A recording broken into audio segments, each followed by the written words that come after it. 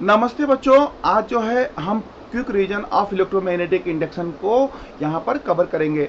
और quick revision जब हम कर रहे हैं तो वहाँ पर हम जो है जो मेजर कॉन्सेप्ट्स हैं उनको यहाँ पर जो है फटाफट जो है समझने की कोशिश करेंगे। तो इलेक्ट्रोमैग्नेटिक इंडक्शन जो है ये हमारे जो साइंटिस्ट फैराडे थे, फैराडे ने कुछ एक्सपेरिमेंट्स जो है बहुत लॉन्ग टाइम तक इन्होंने किया। तो एक्चुअली ये हमको पता था कि इलेक्ट्रिक करंट अगर किसी वायर के अंदर फ्लो हो रहा है तो उसके कारण जो है मैग्नेटिक फील्ड प्रोड्यूस हो सकता है। पर मैग्नेटिक फील्ड के कारण इलेक्ट्रिक करंट प्रोड्यूस होता है या नहीं होता है, इस एक्सपेरिमेंट को करने के लिए माइकल फैराडे ने बहुत अधिक समय दिया और उन्होंने कुछ एक्सपेरिमेंट किए।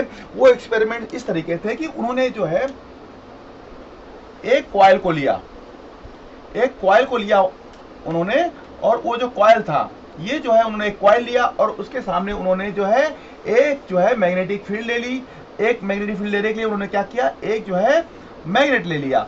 तो ये जो मैग्नेट उन्होंने ले लिया, ये मैग्नेट जो है, मैग्नेट को क्या किया उन्होंने जो है नॉर्थ और साउथ इस तरीके से एक मैग्नेट लिया और मैग्नेट को उन्होंने क्या किया कि कॉइल के सामने जो है मैग्नेट को रख दिया। और लॉन्ग टाइम तक जो है माइकल फैराडे ने जो है इस इंसिडेंट को ऑब्जर्व किया।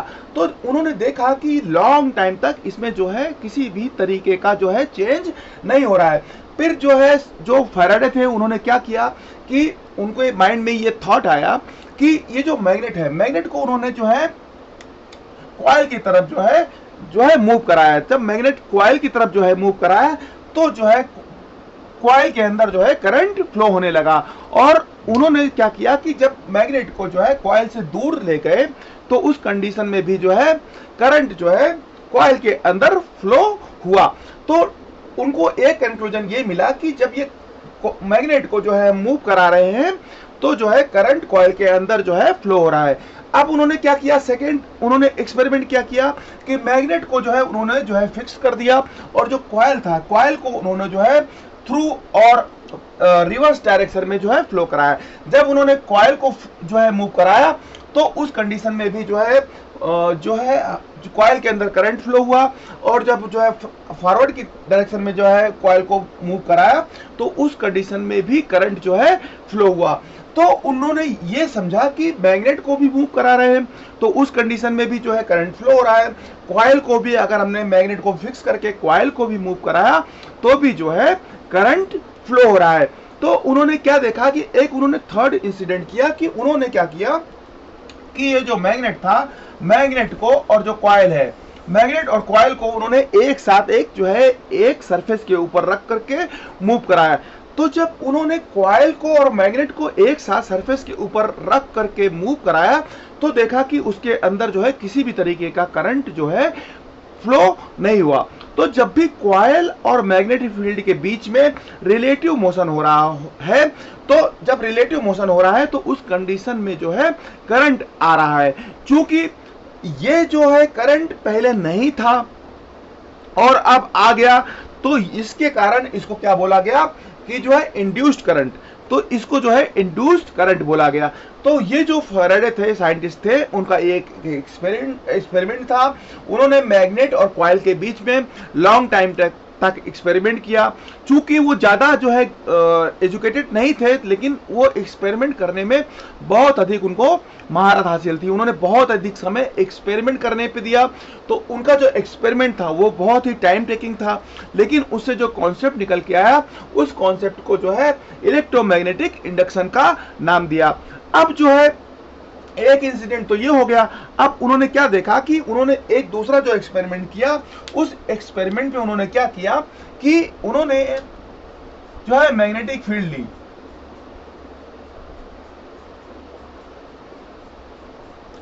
उन्होंने एक मैग्नेटिक फील्ड ली और इस मैग्नेटिक फील्ड के अंदर उन्होंने जो है एक कॉइल को जो है मूव कराया। तो जब कॉइल को उन्होंने मूव कराया तो जो कॉइल है, कॉइल जब मैग्नेटिक फील्ड के अंदर मूव कर रही है, मतलब मैग्नेटिक फील्ड के अंदर मोशन कर रही है, तो उसके अंदर किसी भी तरीके का करंट फ्लो नहीं हुआ। लेकिन जैसे ही उन्होंने जो है कॉइल को उन्होंने मैग्नेटिक फील्ड से बाहर निकालने की कोशिश की तो उस कंडीशन में जो है करंट जो है फ्लो हुआ।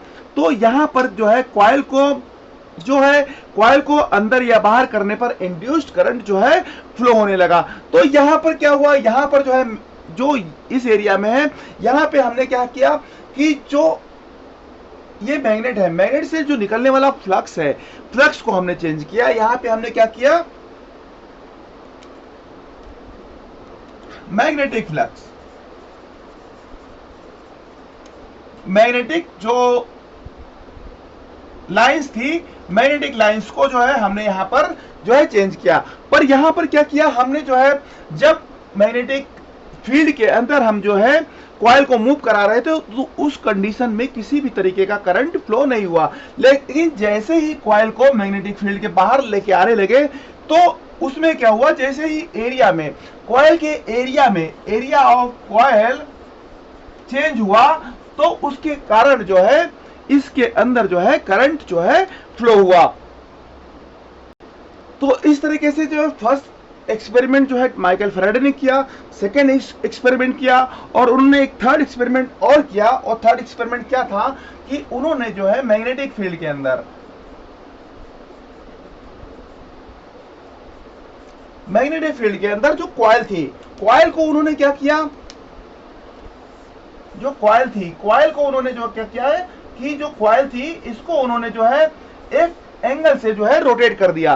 तो जब जो है कॉइल को एक एंगल से रोटेट किया तो उस कंडीशन में भी जो है करंट जो है कॉइल के अंदर फ्लो हुई। तो यहां पर उन्होंने क्या किया, जो है चेंज इन एंगल कर दिया। तो ये इस तरीके से जो है माइकल फैराडे ने एक एक्सपेरिमेंट किया। पहले एक्सपेरिमेंट में उन्होंने जो है मैग्नेटिक लाइंस को, जो कॉइल के अंदर जो मोशन हो रहा है, जो मूवमेंट हो रहा है उसको चेंज किया। तो और सेकंड केस में उन्होंने एरिया को चेंज किया और एरिया जो मैग्नेटिक फील्ड था उसके अंदर चेंज किया। और थर्ड उन्होंने क्या किया कि जो एंगल था, कॉइल का एंगल जो है मैग्नेटिक फील्ड के अंदर चेंज किया। तो तीनों कंडीशन में जो है इंड्यूस्ड करंट जो है आ रहा था। तो अगर मैग्नेटिक फील्ड चेंज हो रहा है तो भी इंड्यूस्ड करंट आ रहा है, और अगर एरिया भी चेंज कर रहे हैं तो एरिया चेंज करने के कारण भी जो है इंड्यूस्ड करंट आ रहा है, और एंगल हम अगर चेंज कर रहे हैं तो उसके कारण भी जो है इंड्यूस्ड करंट जो है आ रहा है। तो हमने एक कॉन्सेप्ट को पढ़ा हुआ है वो इलेक्ट्रिक फील्ड के चैप्टर में कि इलेक्ट्रिक फ्लक्स जो है, इलेक्ट्रिक जो फ्लक्स होता है, इलेक्ट्रिक फ्लक्स क्या होता है, इलेक्ट्रिक फ्लक्स होता है E डॉट ds। तो जिस तरीके से इलेक्ट्रिक फील्ड होता है उसी तरीके से एक जो है नया कॉन्सेप्ट आया, एक नया वर्डिंग आई और उसको नाम दिया गया मैग्नेटिक फ्लक्स।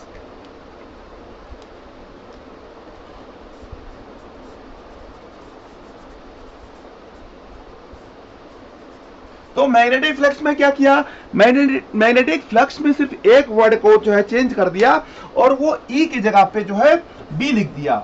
E की जगह पे B लिख दिया। तो E क्या है हमारा, E है जो है हमारा जो है इलेक्ट्रिक फील्ड इंटेंसिटी, और जो B है, B जो है हमारा क्या है, मैग्नेटिक फील्ड इंटेंसिटी।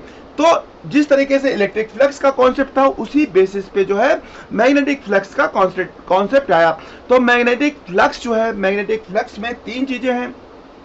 एक तो मैग्नेटिक फील्ड है, मैग्नेटिक फील्ड B है, सेकेंड जो है एरिया है, और थर्ड क्या है, इन दोनों के बीच में एंगल है। तो अगर मैग्नेटिक फील्ड, एरिया और एंगल, मैग्नेटिक फील्ड और एरिया और एंगल जो है तीनों जो है यहाँ पे चेंज हो रहे हैं तो हम क्या बोलते हैं कि जो है फ्लक्स जो है चेंज हो रहा है। तो यहाँ पे हम क्या देखते हैं कि whenever change in magnetic flux linked with a coil, अगर magnetic flux linked with a coil change हो रहा है तो एक इलेक्ट्रोमैग्नेटिक जो है, इलेक्ट्रोमैग्नेटिक फोर्स जो है, EMF जो है इंड्यूस्ड होगा किसके अंदर, कॉइल के अंदर, और करंट आल्सो फ्लोज। उसके कारण क्या है, करंट फ्लो होगा। और अगर जो है ये सर्किट जो है कंप्लीट है तो उसके अंदर एक करंट फ्लो होगा। अब ये क्या हो गया कि change in magnetic flux linked with a coil अगर है तो उसके कारण क्या होगा, एक EMF इंड्यूस्ड होगा। EMF किसके अंदर इंड्यूस्ड होगा, कॉइल के अंदर, और उसके कारण क्या होगा, एक करंट फ्लोज होगा। और करंट फ्लोज होगा तो अगर करंट कब फ्लोज होगा, जबकि ये जो है सर्किट कंप्लीट है। अगर ये सर्किट जो है अगर ये कॉइल की सर्किट, अगर कॉइल की सर्किट जो है इस तरीके से है और वो जो है पूरी कंप्लीट नहीं है, अगर कॉइल की सर्किट कंप्लीट नहीं है तो करंट जो है नहीं फ्लो होगा, क्योंकि जो यहाँ पे कॉर्नर है, कॉर्नर पे पोटेंशियल डिफरेंस तो मिलेगा पर जो है करंट जो है फ्लो नहीं होगा। तो ये जो है आपने देखा कि जिस तरीके से इलेक्ट्रिक फील्ड के अंदर, इलेक्ट्रिक फील्ड चैप्टर के अंदर हमने जो है इलेक्ट्रिक फ्लक्स को पढ़ा था, उसी तरीके से हम जो है इलेक्ट्रोमैग्नेटिक इंडक्शन में एक नए वर्ड को इंट्रोड्यूस कर रहे हैं और वो क्या है, मैग्नेटिक फ्लक्स। तो मैग्नेटिक फ्लक्स का जो डिफिनेशन हो गया, मैग्नेटिक फ्लक्स का डिफिनेशन क्या हो गया कि जो है magnetic field lines crossing per unit area normally is defined as magnetic flux.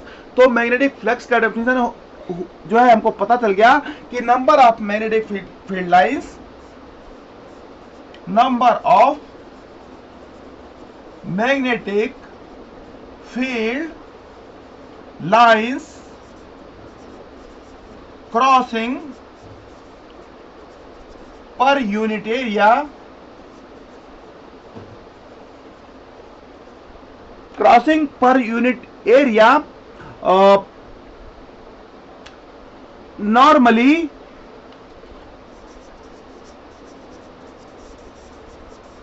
is defined as magnetic flux।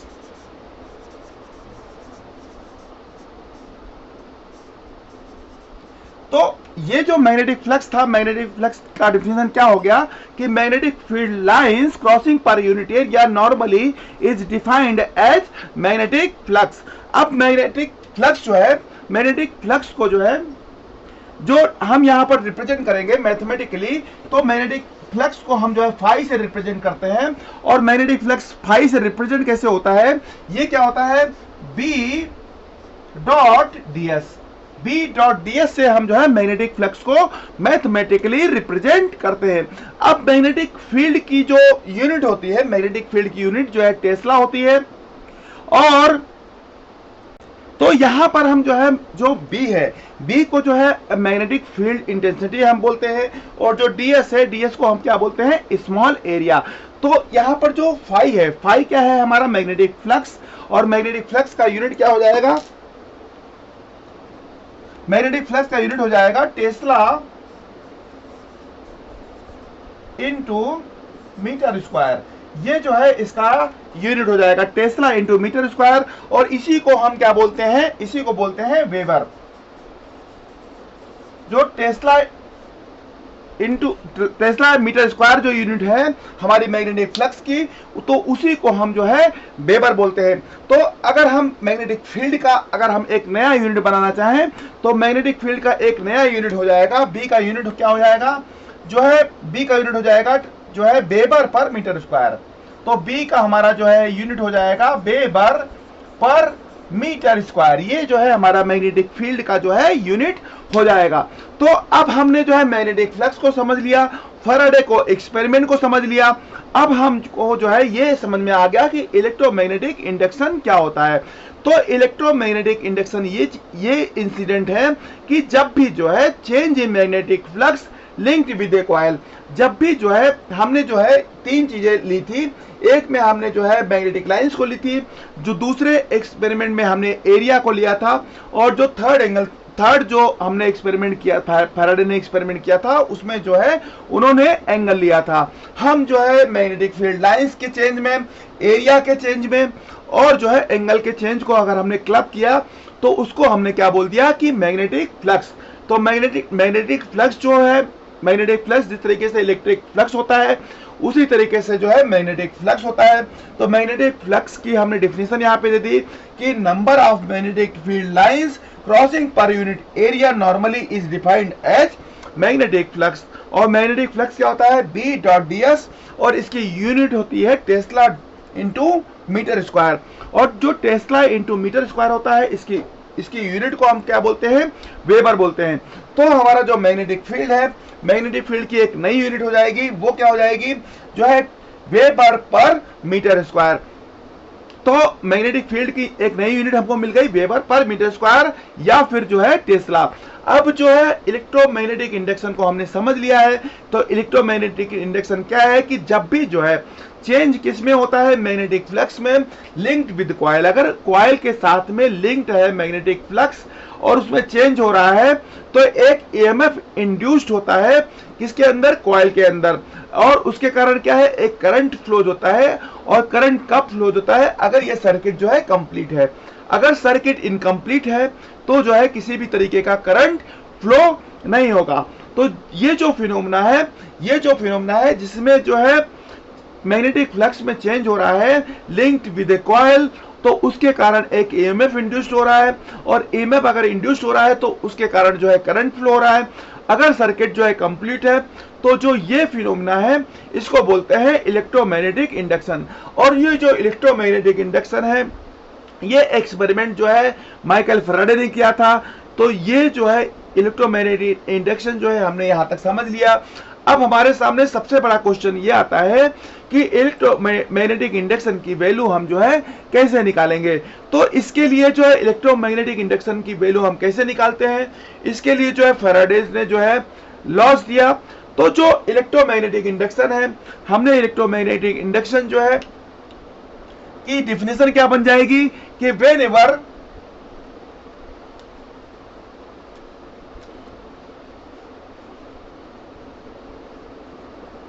whenever change in magnetic flux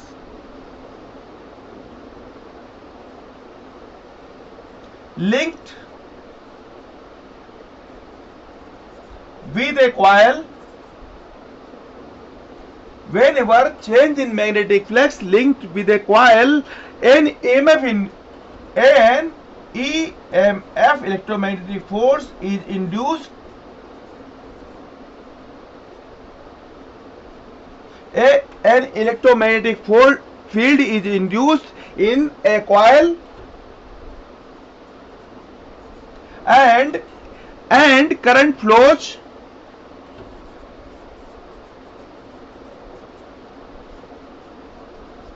if circuit is complete. तो हमारा जो इलेक्ट्रोमैग्नेटिक इंडक्शन है इसका हमारे पास जो है डिफिनीशन आ गया कि whenever change in magnetic flux linked with a coil, an EMF is induced in a coil and current flows if circuit is complete. तो ये हमारा जो डिफिनीशन हो गया, इसको हम क्या बोलते हैं, इलेक्ट्रोमैग्नेटिक इंडक्शन का डिफिनीशन। ये जो फिनोमेना है कि जब भी मैग्नेटिक फ्लक्स में चेंज होगा तो उसके कारण जो है कॉइल के अंदर एक इलेक्ट्रोमैग्नेटिक फोर्स इंड्यूस्ड होगा और इलेक्ट्रोमैग्नेटिक फील्ड अगर इंड्यूस्ड होगा तो करंट फ्लो होगा अगर जो है सर्किट कंप्लीट है। तो ये जो इलेक्ट्रोमैग्नेटिक इंडक्शन है इसकी जो ये फिनोमिना है, इस फिनोमिना को इलेक्ट्रोमैग्नेटिक इंडक्शन कहा गया। और इसी को जो है मेरा फैराडे का फर्स्ट लॉ बोल दिया गया, फर्स्ट लॉ ऑफ फैराडे। तो फर्स्ट लॉ पर फैराडे क्या कहता है कि इलेक्ट्रोमैग्नेटिक जो फ्लक्स है, इलेक्ट्रोमैग्नेटिक इंडक्शन का जो डिफिनीशन है, इलेक्ट्रोमैग्नेटिक इंडक्शन का डिफिनीशन को जो है फर्स्ट लॉ ऑफ फैराडे, इसी को जो है फर्स्ट लॉ ऑफ फैराडे बोला गया कि ये जो इलेक्ट्रोमैग्नेटिक इंडक्शन है इस फिनोमेना को जो है फैराडे ने जो है इन्वेंट किया। तो उनके बेसिस पे इसको जो है फर्स्ट लॉ ऑफ फैराडे कहा गया। अब जो है इलेक्ट्रोमैग्नेटिक इंडक्शन निकालना ये हमारे लिए बिग क्वेश्चन है। तो इस क्वेश्चन को सॉल्व करने के लिए जो है फैराडे ने एक सेकेंड लॉ दिया। अब हम जो है सेकेंड लॉ को यहाँ पर समझते हैं। अब जो फैराडे का सेकेंड लॉ था, सेकेंड लॉ क्या कहता है कि second law of Faraday,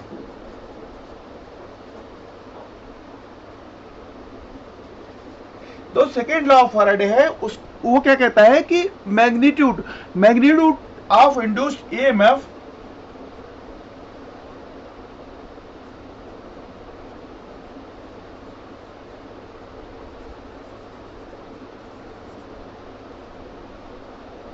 linked with a coil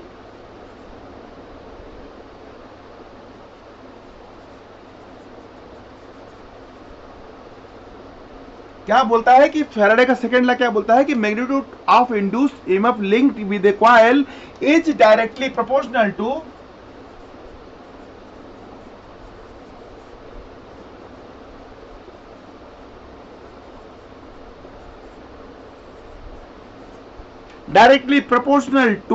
rate of change of magnetic flux.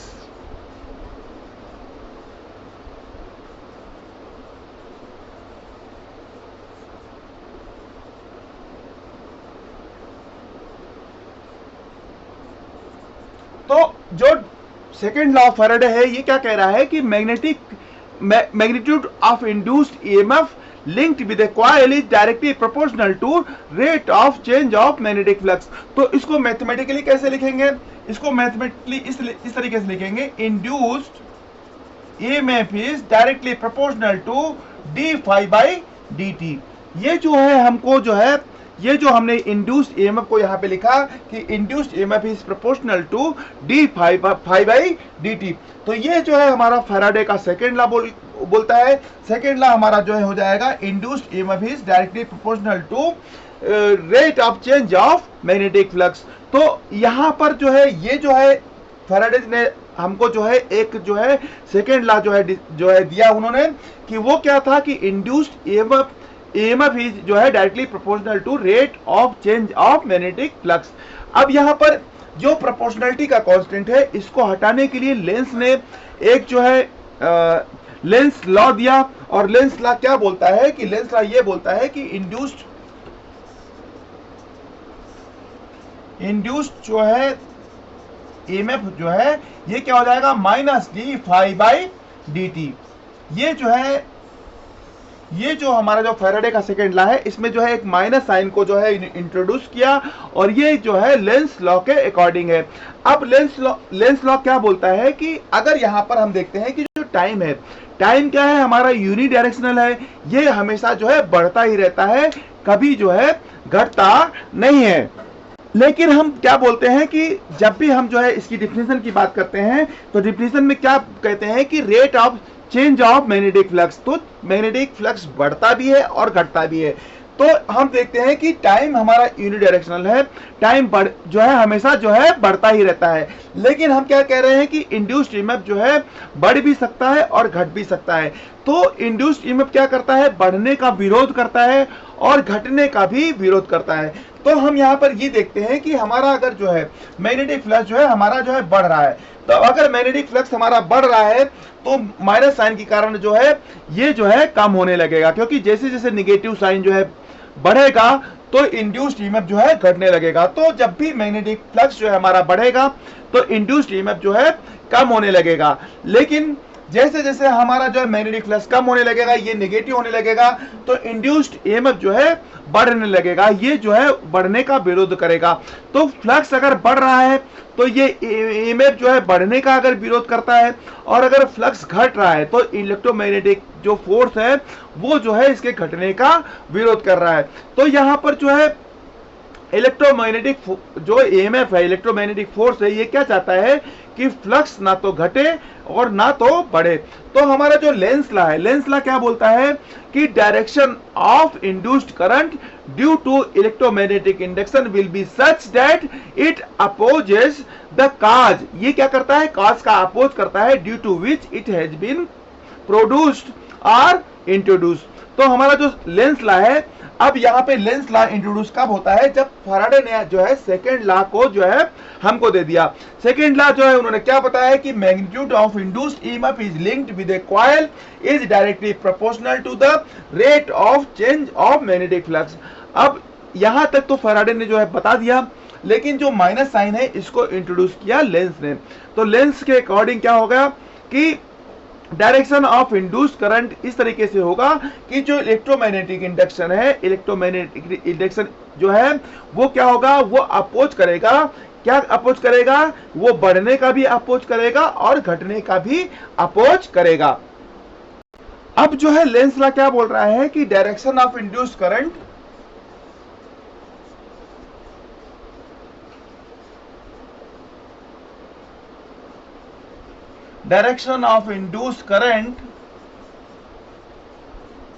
in direction of induced current due to electromagnetic induction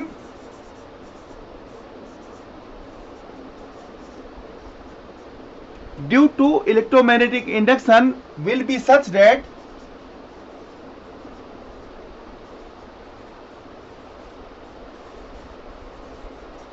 direction of induced current due to electromagnetic induction will be such that it opposes the charge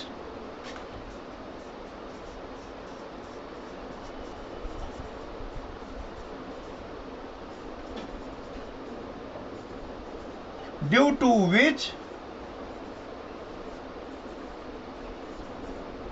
to which it has been produced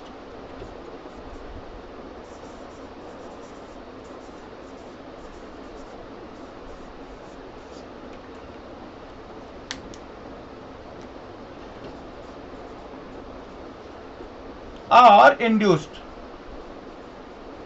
तो हमारा जो Lenz law है, Lenz law क्या बोल रहा है कि direction of induced current, जिसके कारण इलेक्ट्रोमैग्नेटिक इंडक्शन के कारण जो भी इंड्यूस्ड करंट है वो किस तरीके से होगा, वो अपोज करेगा। अपोज किसका करेगा? उस कारण का करेगा जिसके कारण वो जो है प्रोड्यूस हो रहा है या फिर इंड्यूस्ड हो रहा है। अब लेंस लॉ क्या है? लेंस लॉ क्या है? According to conservation of energy. अगर जो है हम क्या देखते हैं कि अगर हमने इस तरीके से कोई एक जो है कॉइल ले लिया और कॉइल के पास में हम जो है कोई मैग्नेट को जो है हम पास में लेके आ रहे हैं। तो मैग्नेट को जब हम पास में लेके आ रहे हैं तो मैग्नेट हमारा, अगर ये जो है नॉर्थ पोल है, अगर ये पास में आ रहा है तो ये क्या करेगा, जो कॉइल है, कॉइल के अंदर इस तरीके से करंट फ्लो होगा कि वो मैग्नेट को पास आने का विरोध करे। तो मैग्नेट का पास आने का विरोध करेगा। अगर ये नॉर्थ पोल को हम पास मिला रहे हैं तो ये जो कॉइल है, कॉइल के अंदर जो हमारी करंट फ्लो होगी वो इस तरीके से फ्लो होगी तो यहां पर भी जो है नॉर्थ क्रिएट हो जाए। तो नॉर्थ यहां पर क्रिएट हो जाएगा इस तरीके से कि ये जो है एंटी क्लॉकवाइज जो है करंट फ्लो होने लगेगा। अगर हम नॉर्थ पोल को कॉइल के पास में लेके आ रहे हैं तो जो करंट फ्लो होगा वो इस तरीके से फ्लो होगा कि वो यहां पर भी नॉर्थ पोल को जो है क्रिएट कर दे। अब अगर हम इसको जो है दूर लेके जा रहे हैं, तो कॉइल के अंदर जो करंट फ्लो होगा वो जो है इसके दूर जाने का, मैग्नेट के दूर जाने का जो है अपोज करेगा। तो यहां पर क्या हो जाएगा, यहां पर जो है साउथ पोल बन जाएगा और करंट इस तरीके से जो है फ्लो होने लगेगी। अब हम जो है मैग्नेट को पास लेके आ रहे हैं तो पास आने का भी विरोध कर रहा है, और हम मैग्नेट को दूर लेके जा रहे हैं तो ये जो है दूर जाने का भी विरोध कर रहा है। तो हम इन जनरल अगर हम बात करें कि एक कोई मैग्नेटिक फील्ड है,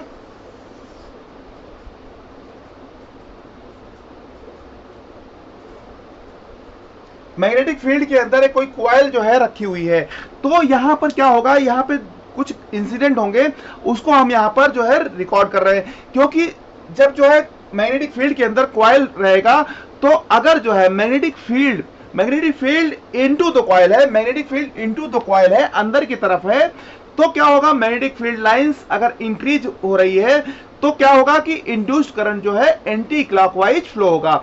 और अगर जो है मैग्नेटिक फील्ड लाइंस जो है इनटू द कॉइल है और डिक्रीज हो रही है तो वहां पर इंड्यूस्ड करंट जो है क्लॉकवाइज होगा। तो हम यहां पर समराइज करते हैं, if magnetic field lines into the coil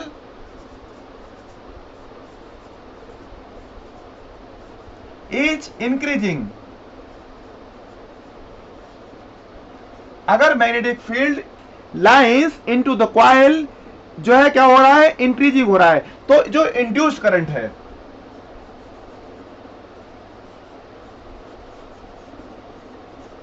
induced current जो होगा वो क्या होगा, जो है एंटी क्लॉकवाइज होगा। Induced current will be anti clockwise. और अगर जो है हम जो सेकेंड अगर बात करें कि अगर जो है magnetic field lines, if magnetic field lines जो है क्या होगा, इनटू द कॉइल है और डिक्रीजिंग है, मतलब डिक्रीजिंग का मतलब क्या हो रहा है कि जो मैग्नेट है वो दूर जा रहा है। तो क्या होगा, इंड्यूस्ड करंट जो है हमारा क्या हो जाएगा, क्लॉकवाइज हो जाएगा। Induced current will be clockwise.